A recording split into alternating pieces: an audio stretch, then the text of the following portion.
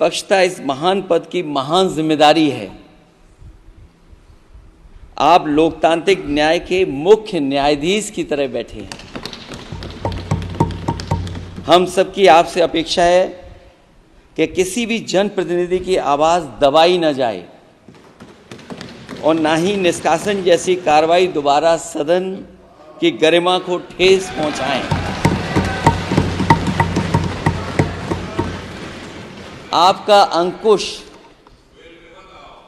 विपक्ष पे तो रहता ही है, लेकिन आपका अंकुश सत्ता पक्ष पे भी रहे।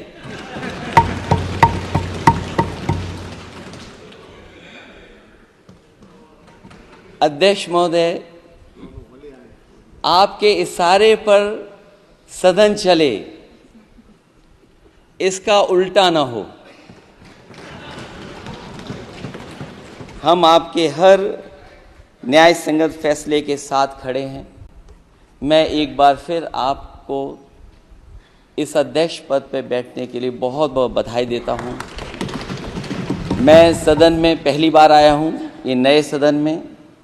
मुझे लगा कि हमारे स्पीकर की कुर्सी बहुत ऊंची होगी,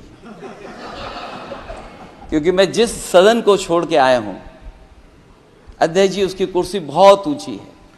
उस समय भी मैं अध्यक्ष जी किसको कहूं कि ये कुर्सी और ऊंची हो जाए।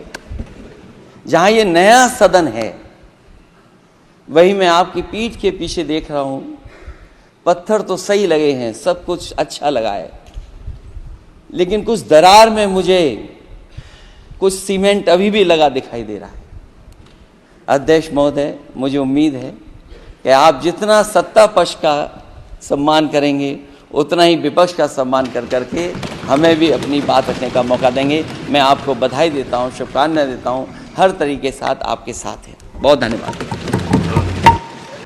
आज ओम बिरला को लोकसभा का नया स्पीकर ध्वनि मत से चुन लिया गया। ओम बिरला का यह लगातार दूसरा कार्यकाल है। इस दौरान प्रधानमंत्री नरेंद्र मोदी, लोकसभा में नेता विपक्ष राहुल गांधी और सदन के अन्य सदस्यों ने भी ओम बिरला को स्पीकर चुने जाने की बधाई दी। इस दौरान सपा मुखिया अखिलेश यादव ने कुछ ऐसा कहा जिस पर सदन के कई सदस्य खिलखिलाकर हंस पड़े। सपा अध्यक्ष अखिलेश यादव ने स्पीकर को बधाई देते हुए कहा कि लोकसभा के नवनिर्वाचित अध्यक्ष को बहुत बहुत बधाई और शुभकामनाएं। आप इस सदन के स्पीकर दोबारा चुने गए हैं। आपके पास 5 साल का अनुभव रहा है, वहीं पुराने और नए सदन का भी अनुभव रहा है। मैं अपनी तरफ से और साथ ही सांसदों की तरफ से बधाई देता हूं। जिस पद पर आप बैठे हैं, इससे बहुत गौरवशाली परंपराएं जुड़ी हुई है। हम सभी यही मानते हैं कि लोकसभा की कार्रवाई बिना किसी भेदभाव के आगे बढ़ेगी और लोकसभा के अध्यक्ष के रूप में आप सभी सांसदों और हर दल को बोलने का भी मौका देंगे। अखिलेश ने कहा कि आप लोकतांत्रिक न्याय के मुख्य न्यायाधीश के रूप में बैठे हैं।